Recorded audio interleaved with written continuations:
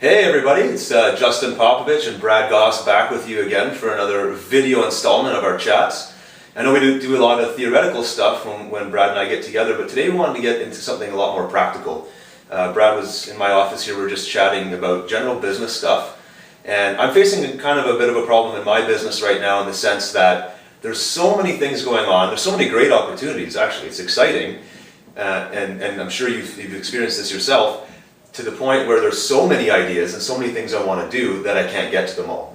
I'm so busy handling the first set of ideas that I created that these other ideas that I know will work and I know I just need to invest time in them are getting put on to the side and I can't do it. I just don't have the hours in the day to get to them.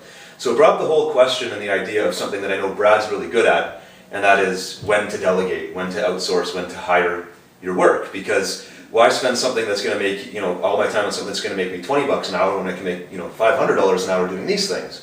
So I wanted to talk to Brad about a couple things. So first is, help me get into the mindset of even being able to do this, because this is pretty new to me. I've outsourced some stuff, but not a lot. You do a lot. How do I start? Okay. Well, to me, the mindset is, I try and always make sure, I think of it as the wheels turning. And when I say the wheels turning, I mean other people are working on my stuff. Yep. Whether it's design work or writing or all the things I'm not good at, I outsource. And what I like to do is I like to leave my computer at the end of the day or halfway through the day or on a Friday night knowing that someone else is working. I can go and relax because someone else is working on my project for me. Whether it's any of the things I mentioned before or even just someone taking care of organizing it or packaging it all together or whatever it might be, that feeling, I am at the most rest when I know all the cylinders are firing without me. Right. So that's my mindset. Okay. And the other side of the mindset, I think, is a financial mindset of, number one, do you have the cash flow to hire someone? And I think that's what a lot of people are concerned about when they're thinking about hiring. And my advice there is, don't think about it as an annual expense. A lot of people look at employees or hiring an outsourcer and they say, okay, well, it's going to cost me, let's say I'm paying $36,000 a year for an employee, it's going to cost me $3,000 a month to have that person. And so what a lot of entrepreneurs do is they say, well, I won't hire that person until I have $36,000 in the bank to know I've covered them for the year and I don't have to worry about them. Well, that's kind of a shitty way to do things. If you're going to buy a house, you're not going to wait till you have all the cash in the bank to buy your house, right? Exactly. You're going to go take out a mortgage and make monthly payments, and if you default, you're going to lose your house, and that's the way you're taking a gamble on the fact that you're going to be able to get it to the monthly payments. So you don't owe, when you hire somebody, obviously it's important that you look after them, but you don't owe that person a living. Okay. So if you hire somebody and your business flops in 6 months, they get laid off, they go on unemployment, they find another job, you're the one who suffers. Yeah. Right? Yeah. So don't think about, obviously I want you to think about employees' welfare, but don't think about, making sure that all your bases are covered before you hire someone. If you've got the cash flow, hire them. Okay, Yeah. so that brings up the next question, which is, some people are just getting started. They don't even know how much they're going to make. Other people are a little bit more established. So for me, I was just getting started 3 years ago. I didn't know if I was going to make 0 this month or 10,000. No idea. Now it's a lot more predictable. I've been doing business for a few years and I have a bit more of my finger on the pulse of what I can expect this month.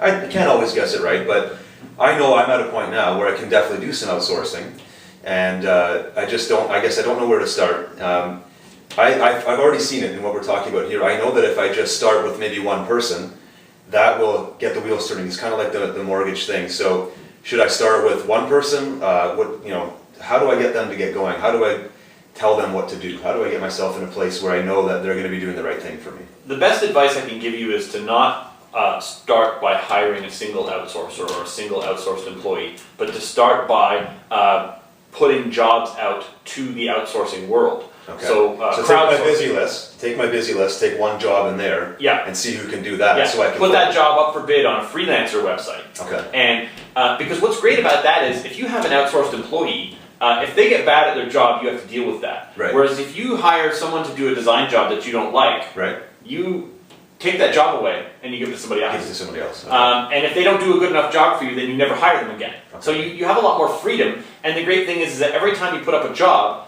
the experts come in and they say, hey, I've done that kind of job before. So you hire those people and they do a better job than you might even do yourself. Okay, so I'm trying to get as practical as possible here. So right now, let's say we do have some design work to do, but I know that if I spend, let's say, 4 hours this afternoon debugging that design, I'm taking 4 hours away from something that's going to pay me, let's say, $100, where I could spend that 4 hours finishing a product that I'm trying to create that I can sell over and over again. I don't know if it could make me $100, could make me thousands, but the upside is way higher over here. So even though the cash isn't there necessarily to justify it, I should probably try that as a job, and then see what happens. Let them finish the work. You know, worst case, I'm out of pocket of maybe $100, but I've given 4 hours to something that could pay me $2-3 grand if it goes well. Yeah. So think about it this way too. No big product is created by one single person.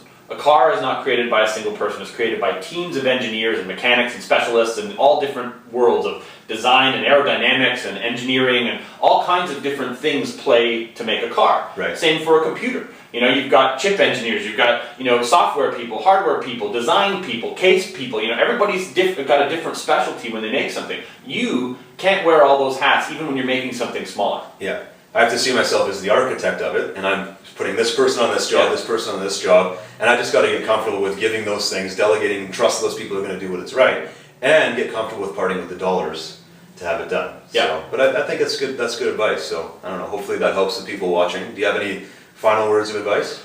I'm reading a book right now about Steve Jobs, and they talk a lot. The guy who writes about Steve Jobs talks a lot about how Steve Jobs basically doesn't do a whole lot in the company other than managing and delegating and dealing with all of the different teams. Sure. And he is kind of the hub for all of those teams. He doesn't actually do any work. I'm not saying he doesn't do any work, but he doesn't. You know, he's not in there. He's not. Yeah. He has a vision and he sees things a certain way, but he lets everyone else do the work, and he just tells them when he's happy with it. It's like Henry Ford. Yeah. All those are cool.